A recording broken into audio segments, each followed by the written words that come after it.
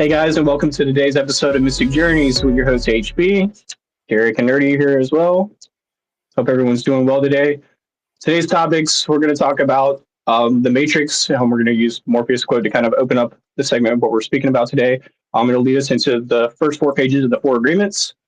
We'll all discuss the reading and what we think about it, and we'll give our insights on our lives during modern day, any recent things that we have learned in our lives that we can apply to spirituality. And then we're going to just kind of freestyle it for a little while, kind of talk about some random stuff. So the Morpheus quote is, have you ever had a dream that you were so sure was real? What if you were unable to wake from that dream? How would you know the difference between the dream world, and the real world? How would you know the difference? All right. We're going to go ahead and get into the first of the 4 agreements. And keep in mind that quote. We're going to come back and touch on that after this reading. Erdy, if you want to go ahead and take it away with the reading. All right. So I'd like to point out this is from the 4 agreements. This is the first 4 pages of the first chapter of the 4 agreements. It's titled Domestication in the Dream of the Planet, but I am nicknaming it The Matrix of Attention. What you are seeing and hearing right now is nothing but a dream. You are dreaming right now in this moment. You are dreaming with the brain awake. Dreaming is the main function of the mind, and the mind dreams 24 hours a day. It dreams when the brain is awake, and it also dreams when the brain is asleep. The difference is that when the brain is awake, there is a material frame that makes us perceive things in a linear way. When we go to sleep, we do not have the frame, and the dream has the tendency to change constantly. Humans are dreaming all the time. Before we were born, the humans before us created the big outside dream that we will call society's dream, or the dream of the planet, or as I call, the Matrix. The dream of the planet is the collective dream of billions of smaller personal dreams, which together create a dream of a family, a dream of a community, a dream of a city, a dream of a country, and finally a dream of a whole humanity.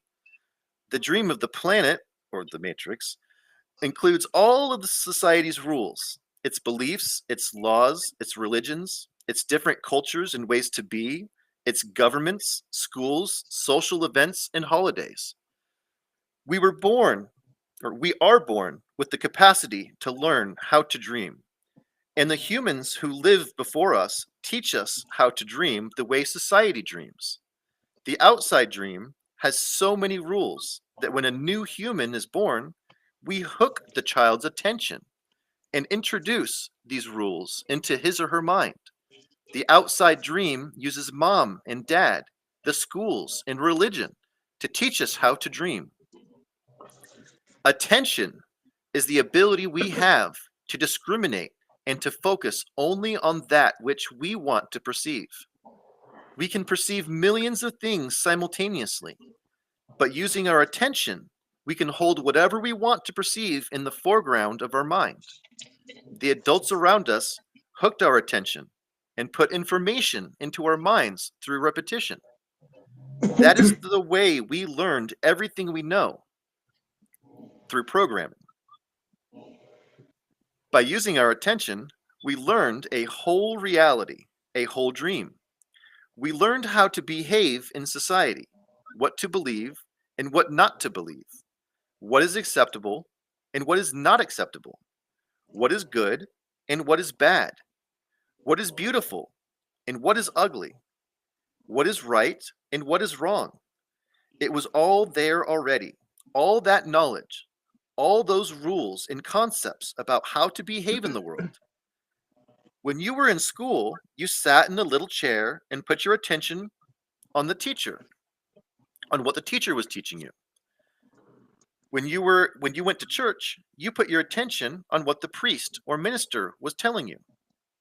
It is the same dynamic with mom and dad, brothers and sisters.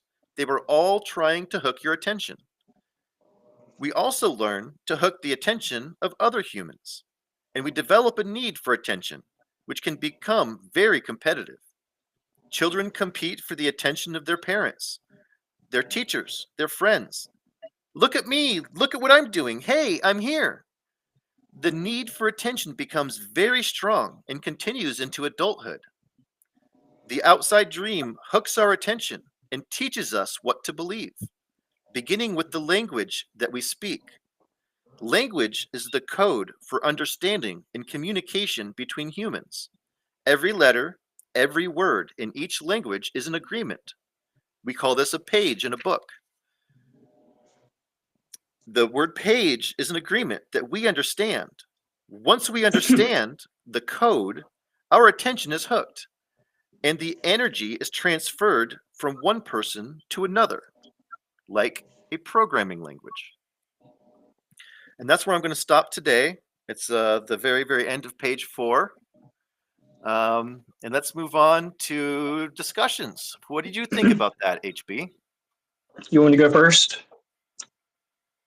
I have a story that is based on a video I saw the other day. There was this guy at the front of a classroom with a group of students, and he talked about there was a box in the front of the room, and he asked the kids to come up and open up the box. And in the box, there was a fake snake, and half the students freaked out, and they were like, "Oh man, I do not like snakes." So by the time they asked them to open up the box again, you reached out the box and asked them to open up the box again. Half the people who saw the snake, they had built up this stigma in their head that there was going to be a snake in the box, so they didn't even approach it. And when the students got to the front of the room who weren't afraid, they opened up the box and it was 2 little adorable puppies in there. They were actually real live puppies. And they were like, see, you're conditioning here. You're conditioned to think this way. And from a young age, we're taught how to think and what to think. We're taught to think that snakes are evil and puppies are sweet. So we should have these attachments to them. And obviously, some people break out of these chains, and there are people that have snakes and they collect snakes and they think they're really cool because they understand it for what it really is. It's not a danger. It's just the attachment that we have to it. We give life purpose and we give life meaning. So if there's any negative attachments to it, we're giving it to it. Another thing I want to touch on here is we have the need for attention. That's what they speaks about in this book. We're taught from a young age to, hey, look at me. Hey, look at what I'm doing. And we're taught that you need to earn love, that if you don't do what you're supposed to do and you act up, you're not going to get love. You're going to get punished. And if you do what you're supposed to do, then you get rewarded and we love you. And that's built into a lot of kids from a young age, and it builds up a negative stigma on the world around us because we're not able to look at things for how they actually are. Our self-worth is based on what we do and how we act. Hey, look at me. If you see me, then I'm getting a lot of attention. Then I must be doing what I'm supposed to be doing, right? Because you've made that agreement. So another thing they mentioned in the book, you've signed that agreement that this is how it is. Snakes are bad and dogs are good. So now I live in my life that way. And you're stuck in that rut. And you wonder why you can't break out. And that's why, because you're not viewing things from an open-minded perspective. It's about perspective, really, honestly. Yeah, that's all I have to say on that, really. I can go on and on, but that's my points. You kind of got ahead of the game a little bit on that one. That's actually very, very next few pages that I didn't get to yet, but good stuff. Okay. Good stuff. Sweet. That's all I gotta say. Yeah, so we will get to that exactly because it's how the snowball goes down the hill. It's the next thing in correlation of, it's the next step. It's how the dominoes fall, if you will. Derek, you want to add any insight to that? I would say, like people are craving attention, but no attention is better than bad attention. Some people, they just set off and they are seeking whatever attention they're going to get, but no attention is better than bad attention. And with language, a lot of people get lost, especially with text and stuff like that, where they can't emphasize tone. There's you can send someone a text that you think is funny, and if you said it to the person, it'd be funny, but they make an assumption, and they don't necessarily keep up with the agreements, and they'll take it personally, and then things will get out of hand real quick. So with language, and there has to be clear communication for everyone to get along good and everything. 100%. I agree, man. Clear that smoke in front of those mirrors. You got to get that smoke out of the way, Derek. Well put. Get the fog out of your mind for sure. Yeah. Nerdy, you want to share some insights as well? Yeah. Well, with this reading specifically, I really, really thought it was really relatable with the Matrix because it's all about programming and your attention and how we're all kind of stuck in our own world. We're all in our own dreams. And we're all in a different dream. That's what's really interesting about it. We're all experiencing something different, even though we're all side by side looking at the same thing. We're all looking at experiencing things differently. And I think that's great. That's a really, really cool thing about life. 100%. But I really, really like the Matrix, the way they talk about the waking up. And I think that's going to be really, really nice for leading into our next episode when we start talking about the allegory of the cave and things like that. Very good. Could you actually bring that quote back up for us, please, if you don't mind? Absolutely. And again, that quote, how this relates back to that story that we just read. Have you ever had a dream that you were so sure was real that if you were unable to wake from that dream, how would you know the difference between the dream world and the real world? If you were to wake up and realize the world for what it really is instead of what you've been programmed to believe, how would that change your life and your perspective of the world around you? It's really powerful. We're always looking for a thing to snap us out of our sleep and wake us up and shift our perspective. And just acknowledging the fact that you're asleep is the first step of shifting your perspective and walking out of the cave. The analogy of the cave. And there's so many stories like this, the Matrix. We can go on and on. There's so many analogies that are very similar to this idea of being stuck in a rut, a sheep in the herd, and then stepping out and thinking for yourself and your life totally being transformed for the better. It's really beautiful. I've actually got a question for you guys related to this. Yes, let's do it. How would you answer that question? How would you know the difference between the dream world and the real world? I have an answer, but I would like to hear your guys' first. I touched a little bit on the idea of Inception being another story that kind of relates to this. And in Inception, they have these objects that they have that spin. And if you spin the object, it will either keep spinning if you're in a dream, or if it's real life, it'll stop and fall over. So I think we try to do things like that in our life every single day. You know, things that balance the boundary of what's real and what's not. We question those things. And if they follow true in our beliefs, we grab onto that as this must be the real world, the quote unquote real world. But if they don't, if it's fantasy about what is religion and where do we come from and what's life mean, like what does all this mean, we start to question it. That's like the fantasy of it all. And we start to go, well, maybe this isn't the real world. Maybe we don't really know what the actual real world is. And I think being a human being, our brains are just not capable of being able to understand it all. I think that's part of our experience, is that we're only here to experience what we can know for what it is, and then use our judgment to base it on the rest. All of our perspectives of the world are, again, totally different. And it's beautiful. It gives us a beautiful picture instead of all being the same color. That reminds me of there was a Family Guy episode where Steve thought that nobody could see him. And he went to school and he was convinced nobody could see him. But I mean, that's not really a dream. But if you were in a dream and you couldn't come out of it or whatever, like, you know, I would just embrace it for as long as it was, you know, proceed with caution. I wouldn't do anything crazy, you know, but so many things that we've dreamed about before, you know, we're experiencing now. And, you know, I think it would be fun.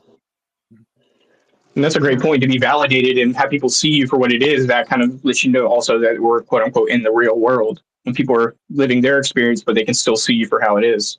That's another thing we look for in people, is our validation. Hey, look at me. Hey, can you see me? Because it goes back to that story. Yeah, nerdy.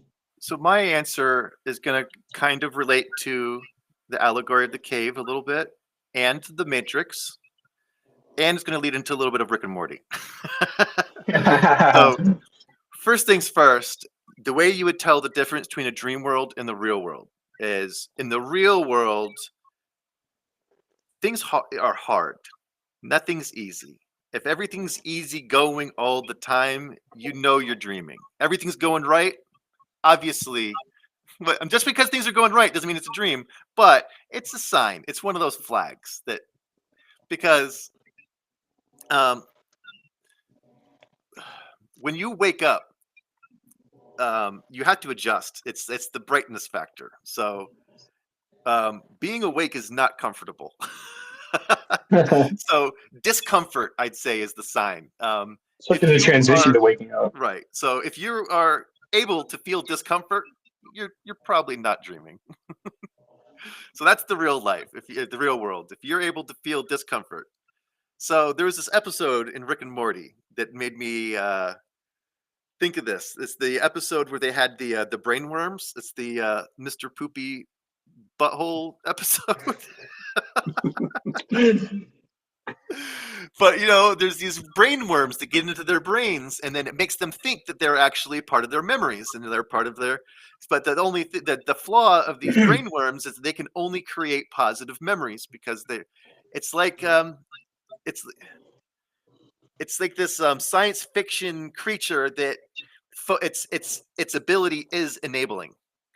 So it's like this toxic trait that disguises itself as something helpful. Very metaphorical. Yeah. Because so many things do that in our life. Addiction with phones and drugs and porn and everything around us is trying to grab for our attention like that 100%. And they're only based on these positive memories. They're not based on struggle, because a lot of people, that's when they sign up for doing crack or heroin, they don't think about the pain that's going to come with it. They're only thinking about the good that you're immediately going to get 100%, dude. But also, 100%. if you're using your phone, you're probably not dreaming, because I thought about it hard. And the only time I had a dream about my phone was like I lost my phone and I was looking for my phone. But you don't sit there in a dream and just scroll and scroll. You know what I mean? That nobody dreams about that. At least I hope not. I don't know anybody that does. But I've heard that. Dream, you're off doing things that normally aren't possible when you're awake. But I thought about what you said the other day. I tried to think about it, but I have plenty of dreams about electronics.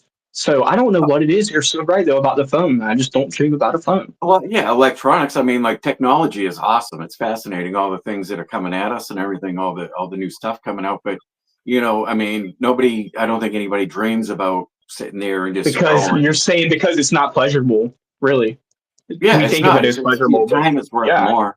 That's a great analogy, man. That's a great assumption too. Yeah, that's a great assumption to try to make. Yeah, I mean, some people think that sleeping too much, whatever, is a waste of time. But I think also just sitting there wasting your time while you're awake, playing on your phone, can be a waste of time. Yeah. I mean, if you're not watching something entertaining, and then.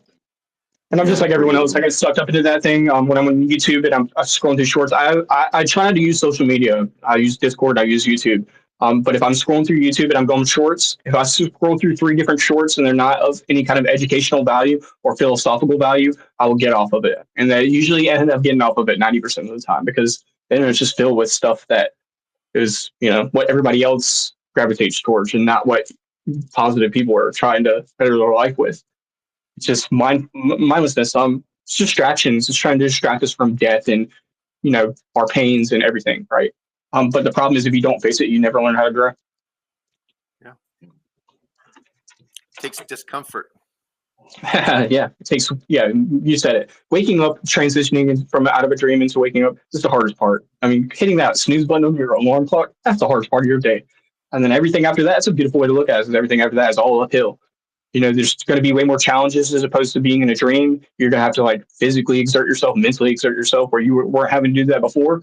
But the benefits are going to outweigh what you're getting in a dream, because you mentioned it with the Rick and Morty thing.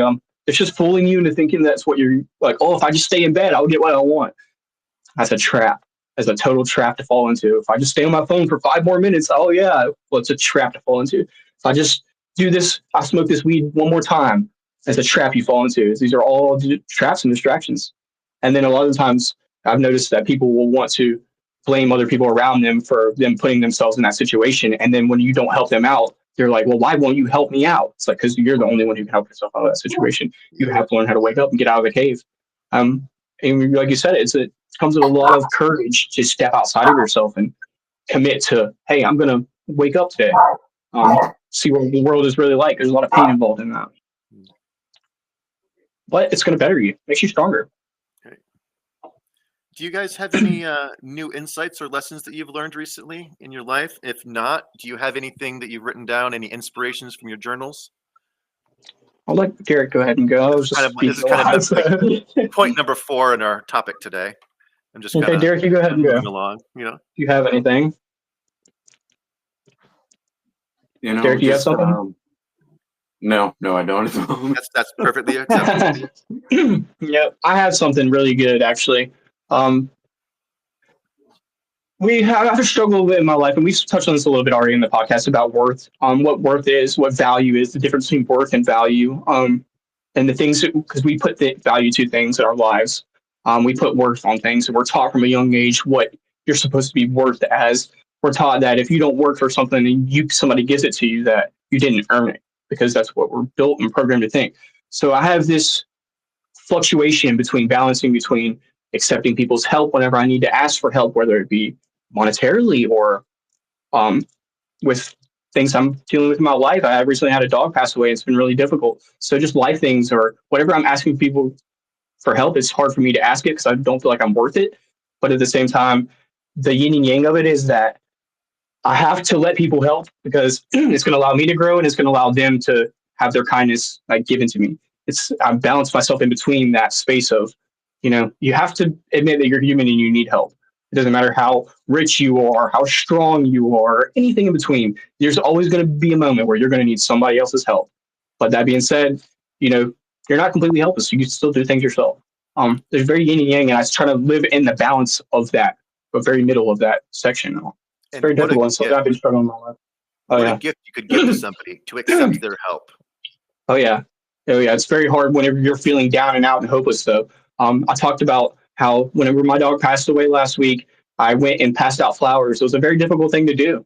I wanted to be mad. I wanted to hate and hurt and blame and everything, but instead I chose to be giving. And it was very difficult to do, but it reaped a lot of rewards because it showed me a lot of the humanity and how we all have in each other, that we're all just viewing reality through our own eyes, but we're still all one. It's a very unique feeling whenever people can look at you and go, wow, I can know what that pain is like. True empathy is very impossible to try to reach, I think. But when you experience something that somebody else has experienced, you can get pretty close.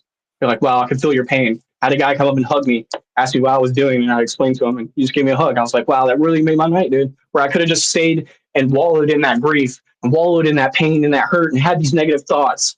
I changed it into the power of positivity, and the rewards I reaped were amazing.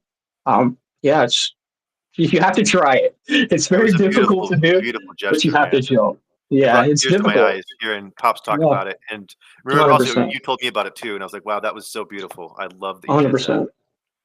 It's not easy to do when you're hurting, but it's the fourth agreement. That's why I'm really big on the fourth agreement. Your best isn't always going to be your best. My laundry didn't get done that day, I promise you. It's a tough day, but I went out and I helped, and I did what I needed to do. Be kind instead of hating and having hurt and grief and blaming and all the things you want to do when you go through grief. It's so many feelings that I was feeling all at once. I felt happiness for the life of my dog. I loved her and I had so much time with her, but I was so mad. I'm like, why does it have to be like this? It's because we're programmed, again, from the time we're young, to think that, this isn't the real world, or this is the real world, rather, I guess I would say, that this is the real world, but it's not. You open up and you realize that going through a thing like grief can be one of the biggest changing moments of your life and really push you to be who you need to be. Yeah. I agree wholeheartedly. I wouldn't be where I am if it wasn't for that grief that I was experiencing when I was experiencing it. And then the healing that I received when I received it from that. You understanding that contrast in your life is life-changing. And I don't think I'll ever be that sad again, but I know I'm not done crying. I'm still gonna be shedding tears over Albert, and it's the greatest cost of love is grief. It really is. I mean, when you feel grief, it just means you loved. I had to talk about that with Pops today, about how, when you feel, he talked about this on his show, about how you feel shame. It's really a good thing to feel shame, because it's the thing that pushes you forward. Only good people feel shame. And I know it's a crappy feeling, but it's the same thing with grief. Grief is a really crappy feeling, but it just means you cared. And it's a beautiful way to look at it. I'm feeling this hurt because it's the love that I gave.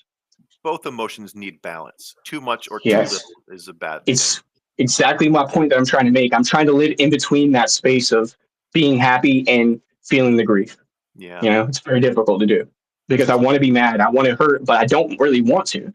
I don't want that. It's just how I feel. I want to react. So I have to balance it. It's very difficult, man. I just do my best. I'm no perfect human being. I do not claim to be a fully enlightened specimen on earth. I'm just a regular guy. I'm just you guys. We're all one. But I know that feeling these things is what's going to help me out. And that's just my personal preference, and that's my perspective. Totally. And I suggest that anybody who is feeling pain, the hardest thing you can do is reach out and say something. Pops talked about that today, as according to shame. being truthful and just being honest is the first step. And that really is with grief, with pain, with any kind of thing in your life that's going wrong. You just got to speak about it. And somebody's going to come with you and say you're complaining, but that's on them. That's them taking it personally. It's not on you. Yeah. 100%. On the other end of that spectrum, there's also an immense amount of gratitude when you have someone, a channel like Pops, that is spreading ripples. You have that ripple, and what do you got to do with it? You gotta pass it on. You know what I mean? It keeps that ripple going. So having spoken with other T members and then seeing that they're working on exciting projects as well is, it's like, wow, it's really awesome. Beautiful. Because you could just take the message at T and just absorb it, but at some point you're going to be full of it, and you're going to have I mean, for me, you're going to have to express it, and share that positivity. And I think that's what we're all experiencing lately is the growth in trying to do our best. I mean, if you're getting all this good news and these good feelings and everything, then you're not passing them on, you're not doing anything with them. You're not, I don't think you're really doing your best, because you could be being the light for someone that needs it. And I think Pops inspires all of us to do that every day. And Absolutely. 100%. there's so much gratitude there. I'd also think it's important to point out that as much as I want to help everybody, I'm not for everybody. Absolutely. Everybody's not for me. Just like this Right. church. Mhm. I believe that HB was saying that somebody was like, I'm not into that church stuff. I'm like, organized religion. I'm like, well, neither am I. That's why we did. That's why we created this the way That's why we created this. Right. Mhm. And I think that's perfect for number 4 here. Is these are exact things that are happening in our life right now, where people are like, I don't know about what you guys are doing. You're like, it looks kind of cultish to me. I'm like, it's not a cult. This isn't about us. It's about we're all equals here, and we're all on our own separate individual journeys. We're all dreaming our own dreams, but we're just here to provide support and guidance along the way. Yeah, I talked about it. It's the Otukin. It's a place where these Russian Siberian warriors would meet up on a common ground and lay down their arms to talk about their differences. That's really beautiful. Look, if you guys want to fight, I can't stop you. But we just want to create a place where we can come together and discuss ideas about spirituality and about our pains and about our hurts, regardless whether you believe in Christianity or Buddhism or you don't have a religion at all. I think what Nerdy's saying to be true, you don't have to follow a religion. We're not trying to take anybody from the religion. We're just trying to give people a house to come in. Everybody has a plate here. As long as you're following the 4/5 agreements and trying to do your best, you're allowed it here. And we're glad to have you guys. And we appreciate all your support. I may be backtracking a tiny bit because No, you're originally okay. when I was thinking about number 4, the new insights or lessons, I kind of got sidetracked a little bit with the Oh, I'm sorry. what I was just saying. But I've got it in my book, so this is part of my journal. Some stuff I'd written down. I think in our first episode we were talking about Bigfoot and cryptids and stuff. Yes, sir. This is another one of my cryptid epiphanies when I was communing with the divine, let's say. But this is kind of my Mothman prophecy. Basically, I had read an article about moths, about how when they get trapped in the light, it's not because they're attracted to it, it's because it's throwing off their navigation system, and it's actually torturous for them. They can't break free. So, and one night I was having a good time, and I was feeling philosophical, and I was like, Mothman, like that is some interesting stuff, and how he was a harbinger of bad news, and he was supposed to be warning people, supposedly in Point Pleasant.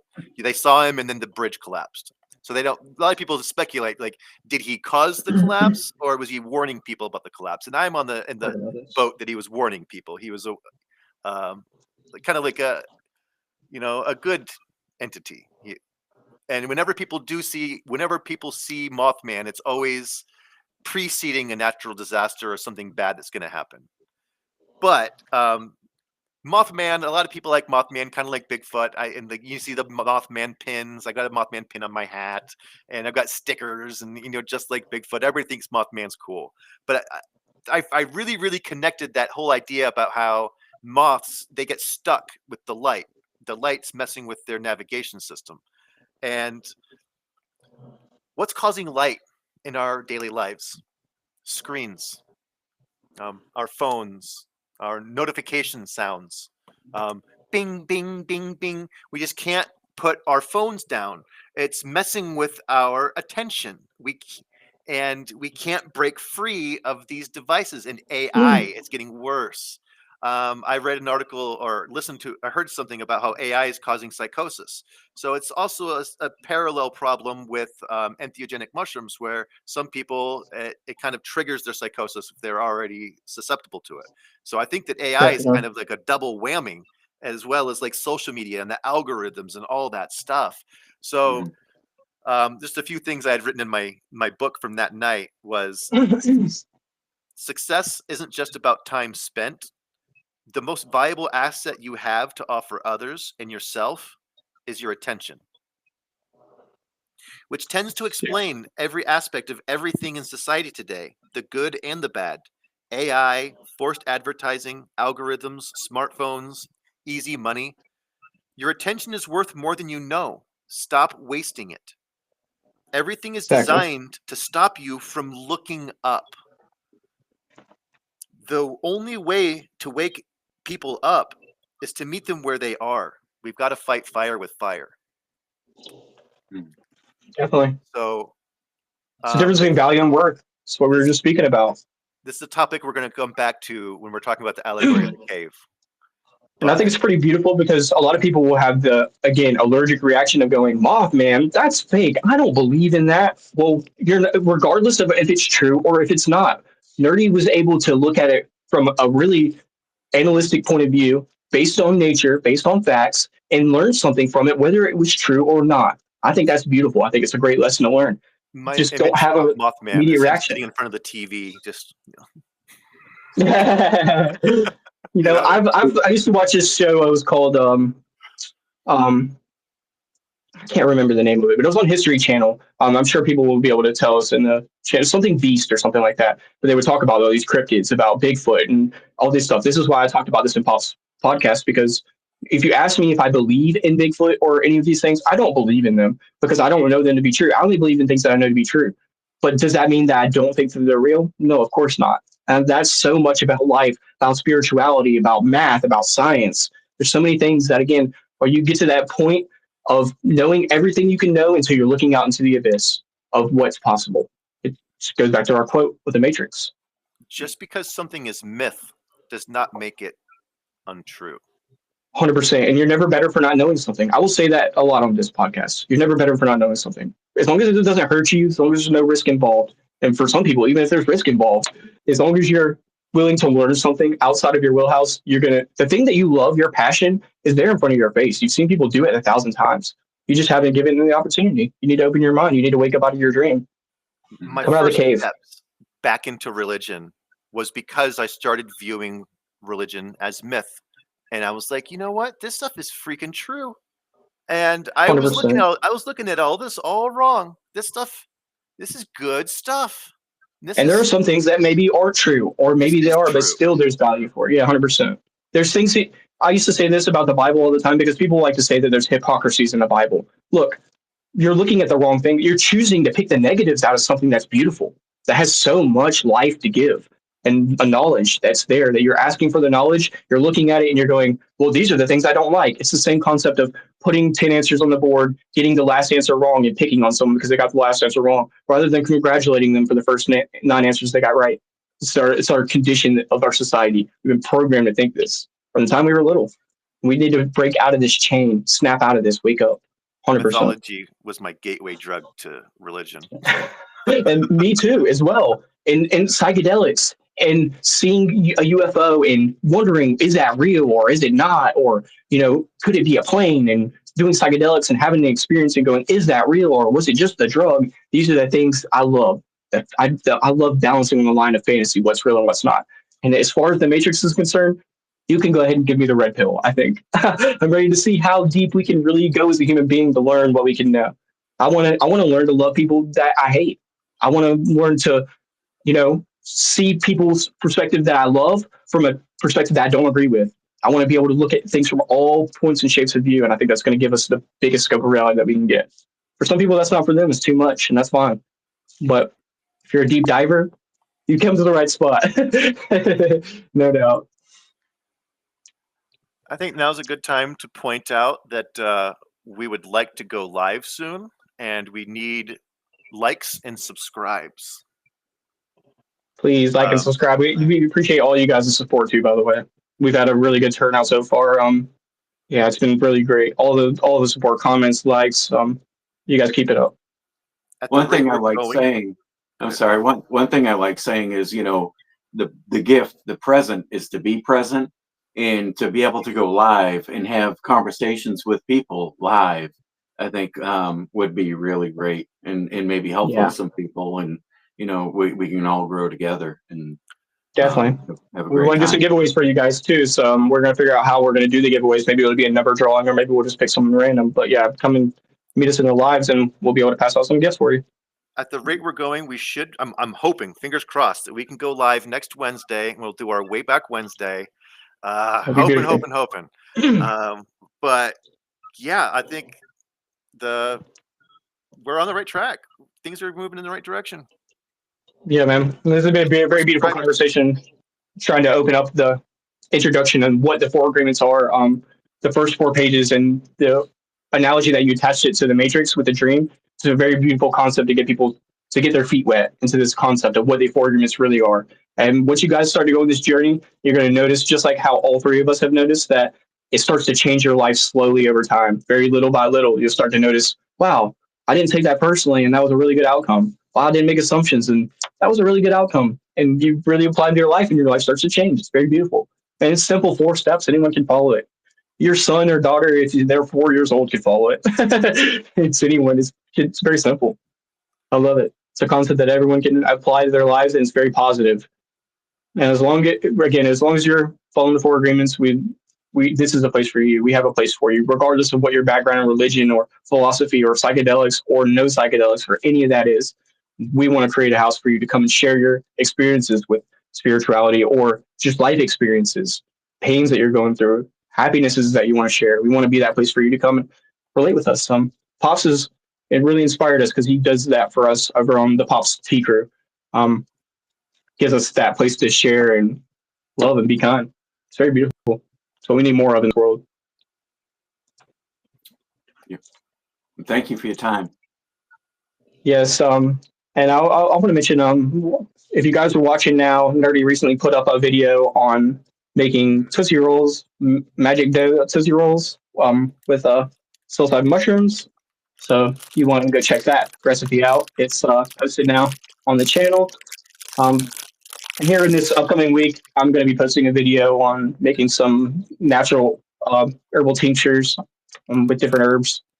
And I'm just going to do a basic video, and then later on I'll break down doing double extractions and different levels of alcohol for different herbs. Yeah, it's going to be really good. And we're also going to be doing some more cooking with cubes recipes as well too. Circus Peanuts does the body good. Nice. I love those. It's a very polarizing candy for a lot of people, but I used to love them as a kid. I just learned it a couple years ago that they were banana flavored. Popular candies. Mm-hmm. Yeah, they're actually banana flavored. A lot of people don't know that. Yes. So yeah. I know how to make them. I just haven't done it. Really? Wow. I make banana marshmallows. Basically a marshmallow, right? Yeah, 100%. So yeah, it's basically the same concept. Mm-hmm. All you got to do is seed the marshmallow after you're finished making it. So what that means is just got to mix in a little bit of not melted sugar at the very, very end, and it will help it recrystallize and firm up. Very cool. And you just put it in a mold, like a peanut mold. You probably buy them off of Amazon. It's really cool, dude. Wow. I'm pretty sure Circus Peanuts they probably have a cornstarch mold or something like that they probably stamp it in and they pour the marshmallow mix into 100%. it. Makes complete sense. That's probably why we see that little divot on the back, because it's probably hot when they pour it and then it cools off and you get that little weird divot right there. 100%. But yeah. Used to be one of my favorite candies. What were some of you guys' favorite candies as a kid growing up? Oh, this one's nostalgic for me because it makes me think of my grandma. 100%. Just like black jelly beans and those cardinal cherries. Those little rising candies, I don't even know what they are. They're like chocolate covered, like caramels or something, called raisins. My grandma used to have those in her freaking purse all the time. Butterscotches, mints. Definitely stuff like Don't even need a reason. that. Well, she was a diabetic, so but yeah, but I know a lot of grandmas will be having it at their first for no reason at all. My grandmother's diabetic too. Funny thing, she would carry lifesavers in her purse as a lifesaver. Okay. I love the spearmint ones. Don't give me around a bag of those spearmint ones. I will eat 20 of those things in a heartbeat. Just crunch Do you them down. I remember love it. the lifesaver things that would come out at Christmas time? It was like the little book, you know, it had Yeah. all the different lifesavers in Yes. there. Those That's things were awesome. I nostalgic to miss me. those. That reminds Yeah. me of playing PlayStation on Christmas morning the day I got it. 100%. That's Yeah. awesome. Yeah. So many candies like that. So, circus peanuts. You say it tastes like bananas. Does it? Apparently, I don't know. You're right. I've tried them since then and thought about it, and like I don't know because that's the whole concept. Is that I forget the details on it, but it's green or sorry, it's orange colored, but it tastes like bananas. So it's like that's the whole polarization. It tastes like banana candy. I think the way, yeah, 100%. It tastes like The way to tell is to ripe get somebody who's banana. colorblind, try it, or blind, and if they taste it and say it tastes like banana, I want to dip them in chocolate. I know the secret. hey, what a beautiful idea! So that's a beautiful idea. Artificial banana flavor is amyl acetate, and you can just buy little jars of it. So yes, sir. In low doses, it tastes like pear. So over in the UK, that's what pear drops are flavored with, amyl acetate. Amyl acetate. But here in the United States, whenever we taste that flavor, we just immediately associate it with like Laffy Taffies and like other banana flavors. So it's all about dosage and where you grew up. So it's like, what does your memory tell you? So when I was making my snozberries, I used that to my advantage. So I was like, all right, so I'm going to use a low dose. So it's kind of more like the pear-like. And I'm also going to add some other ingredients to where like the color is natural. So it's red. Snozberries are supposed to be red. If you know anything about snozberries, I want to go into the lore of snozberries before Christmas. I should wait for Christmas though. That would be cool. I'll wait for Christmas. Because it's Gremlins related. Okay, let's do it like that. But yeah, so I have a recipe of snozberries that I made myself. It's my own recipe. So around when I do this story, I'm gonna have some ready to go, and I'm gonna ship them out as a giveaway. So perfect. You should do snozberries. You should do a recipe video and then have you telling the story over, like voicing over while you're showing the recipe being made. That'd be really nice. Oh man, there's some twists and turns in the snozberry story. not all sunshine and rainbows. Includes prostitutes and other.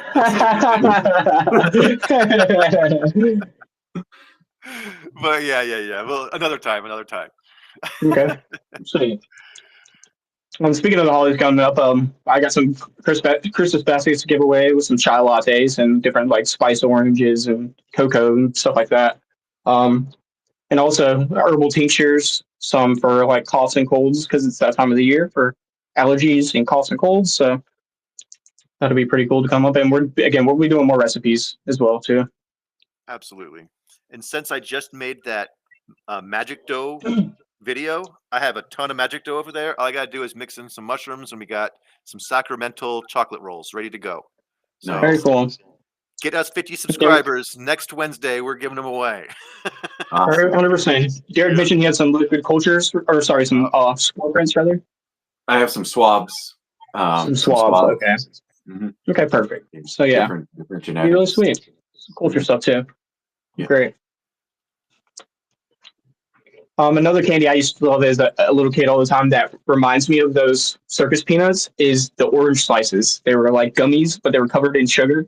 You know what I'm talking about? Yeah. Mm-hmm. So as a kid, whenever I walked into the store, my brain was like looking for orange. And even the Tic Tacs, I would buy a box or a little box of the Tic Tacs, and I would just eat them like candy. My brain loved orange, and I associated that flavor of orange like as a little kid for sure. I love gummies. Probably my favorite candy I still enjoy as an adult. The orange slices that you buy at Dollar Tree today are a disappointment. They're not what they used to be. Everything. I saw a box of zebra cakes today at the store and didn't get them because I was like, they're not going to be the same as they used to be. Everything's changed. I like those fancy ones that come out around the holidays. They got like the green ones, and they got the green stripe and the little white stripe, and then it almost looks like a slice of fruit, and they're flat. Those ones Yep. they're different flavored fruit slices. They come in a box, and those are so good. But Oh, they're just like, Sunkissed. The is that what brand they are? Sunkissed makes those. Is Those it are the really? best. They're so Yeah. good, so citrusy and bright. Oh yeah, and the texture is Yeah. really beautiful. Mhm. Yeah, Oh, Yeah, there's because it's all not different quite a gummy. flavors, It's like but they yeah, got it's that almost little like white Jello. stripe, like it's the skin, inside when you peeled it. Yeah, those are so It looks good. like an orange slice, like a sliced Mhm. orange. Like somebody cut an Yep, orange in half and then sliced it up. Yeah. the yep, lime ones were my favorite, even though they mine taste like too. a Yeah, fuck. Yes, sir. and then the lemon. Yeah, Yeah. I love so lemon good. candy too. We're having this conversation. It's a good idea to keep this in mind that these are probably good flavors to experiment with making gummies, you guys. Lemons and to me, watermelon never fails, especially with making cannabis tinctures and herbal medicinal tinctures. It's hard to cover up that herbal flavor. So watermelon can really do it. Um, Lemon, lime, orange, citrusy, pineapple, stuff like that can really cover it up, make it really palatable for you. A nice flavor tip from your Myco Mystic. The best flavors that I have found for covering up the taste of mushrooms: chocolate, no brainer. It's already got that like bitter taste, kind of. And it's already kind of cardboardy in a way, but it's also got that fruitiness to it if you get a good chocolate. But any citrus, that's the best advice I can give people. Stick to citrus, you'll cover up that mushroom taste like no one's business. Lemon, 100%. lime, even Ginger. grapefruit. Yeah. Ginger, I haven't tried ginger, but like one of the worst flavors I've tried mixing it with is grape. The only grape I've actually found to cover up the flavor is grape Kool-Aid in my mushmallows. And they are Mm, delicious. They are so good. good. Because it has that bright Kool-Aid flavor, but you're looking at it and you think it's going to be really overwhelming, but you taste it and it's very subtle and it's very delicious. Yeah. And I'm So sure we any, could recreate that flavor profile without the color additive as well. And colorless. So it really, if it mattered that much to you, yep. there's always like tweaks with these recipes. They're easily, if there's a vegan recipe, you can substitute it with non-vegan ingredients, or if it's non-vegan, you can substitute it with vegan ingredients. It's very flexible with these ingredients or recipes rather. Mhm. I do my best to try to have my recipes as universally friendly as possible for anybody with any kind of uh like what It's do you only call fair. it? Allergies and yeah, Allergies and anything. dietary restrictions. That's the word I was looking for. Yes, sir. So 100%. I will make it vegan if I can. I will make it all natural if possible, and I will avoid using sugars that are GMO. So I know what sugar brands to go for, things like that, because I really do know my candy and what's going into them. I know whether like, for example, my gummy recipe is not vegan because it uses gelatin. But if you buy gelatin from Walmart, it just says gelatin. It may contain fish. I'm like, what is this made out of? I don't know. So Jewish people and Muslim people, they can't have it because it's not kosher or halal. So if I go to Vitamin Cottage and get just straight beef gelatin that's already certified to be halal and kosher, winning. Just weigh it out. I don't have to worry about the packets. It's easy. Okay, I can use 3 packets of this, or I have to use 9 grams of this packet over here. It's easier to buy the packets, but if I'm going to be focusing on dietary restrictions, I need to know exactly what's going into those ingredients, especially if I'm doing local Definitely. events and I'm giving it away to people. 100%. Yeah, but yeah, so halal and kosher things I also consider. Yeah. I mean, when you're trying to do things to help people, we talk about harm reduction a lot and these kinds of things because it's important when you're trying to help people not to hurt them. You don't want to poison anyone. You don't want to overdose them or any of that kind of stuff. Contaminate someone. Yeah. That's not So as it necessarily poisoning stands, someone, but if you're giving someone with a peanut allergy to peanuts, you might as well be poisoning them because that can be really super deadly and it's not really a joke. so the recipe that I want to figure out next is vegan gummies. I've nailed the beef gelatin gummies. Like it's just like Haribo, and if not better, because I'm making it myself. It's small The batches. It's flavors. hard to beat. Yeah. But yeah, vegan gummies is the thing I need to figure out next. I've seen people doing those crystal gummies, like the viral crystal gummies that is like from Japan or something like that. It's made out of agar, Yes, but sir. I just haven't figured it out yet. That would be really cool. Yeah, someday. Derek, your fit today is on point, my guy. I love the sweater. I love the hat. The whole outfit, I love it a lot. That jacket is really dope. Thank you. Yeah, I like that a lot. These are not the droids you're looking for. Yeah. But another kind of story that could be, arguably a dream. I love it. Star Wars. It's a very fantasy kind of reality. Very cool. Starry Night, Star Wars. So much to it. I mean, I have so many of my friends that will talk to me about the analogies and metaphors of the Star Wars and the storyline of it, and Luke and his backstory and all this, and it's very beautiful. Yeah, very Lord of the Rings. It's a long trilogy. Star Wars is also hero's journey, just like the Matrix. That's what I'm saying. 100%. That's what I mean. That's what I'm saying. It's very much very very similar. And then there's all these background characters, and that's all over our lives from that point, viewing outward. 100%. Whole religions created based off of the Force and Star Wars and all that other stuff. Yeah, 100%. The Terminator, John Connor coming back, Neo coming back. It's yeah.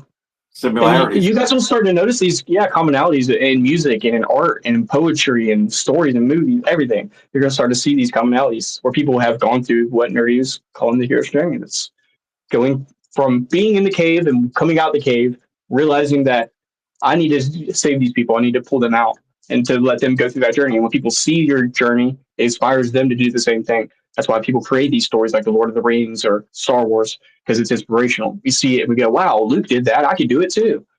So yeah, it's very inspirational. It's what drives us forward. Interesting thing about the hero's journey is that's part of where the name Mystic Journeys came from, because the Mystic Journeys name was, I liked it because mystics is very, very appropriate. That's what we are, obviously. And then the journey, because a movie that inspired me was called Mythic Journeys. And it explains how even if most of these religions and biblical texts are myth, it's still true. I'm saying, and that it kind of like turned my atheistic mind into more of a spiritual mind, and it made me more open to it. And it's very much what you're talking about with Mothman. That movie, because you're opening your mind up to it, it helps you learn. It is about the hero's journey, and it's Scott Campbell and all that. And that's why, if you think about it with the psychedelic experience, the hero's journey is taking 5 grams of mushrooms. And that's why, because you get to that point, it's a very heroic thing to do. It takes a lot of courage. It's just a lot of journey that's involved in that. And the beginning of the journey is, the beginning of the journey, I always say, it's you made it when you've gotten to the bottom of the hill and you're looking up, like, I have a long way to go. That's how you know you made it. Definitely. You guys have anything you want to finish out with? It's been a great episode. I think we've covered a lot. Yeah. Sweet. And it's been great having you guys. I couldn't shut up. It's very cool. Tell us what you guys like. Tell us what you don't like. Leave a comment and a like, and try to give us some subscribers so we can go live. I think we're 24 last time I checked. Might be 23 or so. So we just need a couple more. Send it to your friends and get us some subscribers, and we'll go live and we'll pass out some gifts to you guys. Your support's been really great, and we appreciate it more than you guys know. And stay tuned and tell us what you want to see. Anything you like or don't like, just let us know in the comments, and we'll try to adjust for you guys. It's very new. We're still trying to get our feet under us. So just let us know. And you guys have a great rest of your day. Comment and we will respond. Sorry, go ahead, Nerdy. Comment and we will respond. Absolutely. Oh yeah, definitely. We'll directly respond to you. So yeah, you guys, thanks for joining in, and again, have a good rest of your day. Thanks for joining us on Mystic Journeys. See you guys next time. Super Profunda. Bye.